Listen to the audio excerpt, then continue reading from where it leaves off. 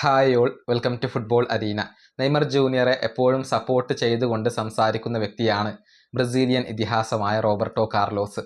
കഴിഞ്ഞ വേൾഡ് കപ്പിൽ നെയ്മർ ജൂനിയറെ ഫലപ്രദമായി ഉപയോഗപ്പെടുത്താൻ കാർലോ ആഞ്ചലോട്ടിക്ക് സാധിച്ചില്ല എന്നുള്ള ഒരു പരാതി റോബർട്ടോ കാർലോസ് നേരത്തെ വ്യക്തമാക്കിയിരുന്നു.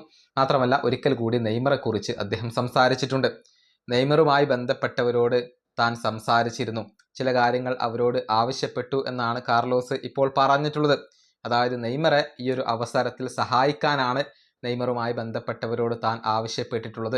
നെയ്മർ ഇപ്പോൾ നല്ല ക്ഷമയുള്ളവനായി, ശാന്തത കൈവരിച്ചവനായി നിലകൊള്ളണം. അതിന് നെയ്മറെ സഹായിക്കാൻ താൻ മറ്റുള്ളവരോട് ആവശ്യപ്പെട്ടു എന്ന് റോബർട്ടോ കാർലോസ് പറഞ്ഞിട്ടുണ്ട്. മാത്രമല്ല, നെയ്മർ തിരിച്ചു വരണം എന്ന ഒരു കാര്യം കൂടി അദ്ദേഹം ഇപ്പോൾ വ്യക്തമാക്കിയിട്ടുണ്ട്. കാർലോസിൻ്റെ വാക്കുകൾ ഇങ്ങനെയാണ്: വേൾഡ് കപ്പിൽ ബ്രസീൽ ടീമിന് കളിക്കാൻ വേണ്ടി നെയ്മർ വളരെയധികം എഫേർട്ട് എടുത്തിരുന്നു.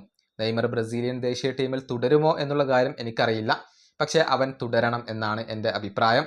നോർവേക്കെതിരെയുള്ള മത്സരത്തിന് ശേഷം നെയ്മറുമായി ബന്ധപ്പെട്ടവരോട് ഞാൻ സംസാരിച്ചിരുന്നു. നെയ്മറെ സഹായിക്കാൻ ഞാൻ അവരോട് ആവശ്യപ്പെട്ടിട്ടുണ്ട്.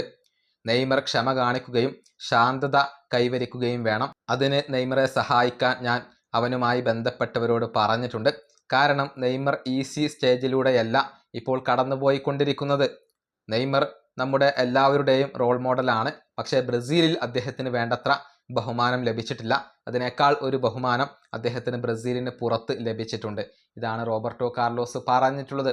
അതായത് നെയ്മർക്ക് അർഹമായ രൂപത്തിലുള്ള ഒരു ട്രീറ്റ്മെൻറ്റ് അത് ബ്രസീലിൽ ലഭിച്ചിട്ടില്ല. വേണ്ടത്ര ഒരു ബഹുമാനം നെയ്മർക്ക് ലഭിച്ചിട്ടില്ല എന്നാണ് അദ്ദേഹത്തിൻ്റെ ഒരു പരാതിയായി കൊണ്ടുവരുന്നത്. ഏതായാലും നെയ്മർ വിരമിക്കൽ പ്രഖ്യാപനം നടത്തിയിരുന്നു, പക്ഷെ അത് പിൻവലിച്ചുകൊണ്ട് അദ്ദേഹം തിരിച്ചു വരും എന്നുള്ള ഒരു ശുഭാപ്തി വിശ്വാസത്തിൽ തന്നെയാണ് അദ്ദേഹത്തിൻ്റെ ആരാധകരുള്ളത്. ഈ വീഡിയോ അവസാനിപ്പിക്കുന്നു. അടുത്ത ടീം കാണാം.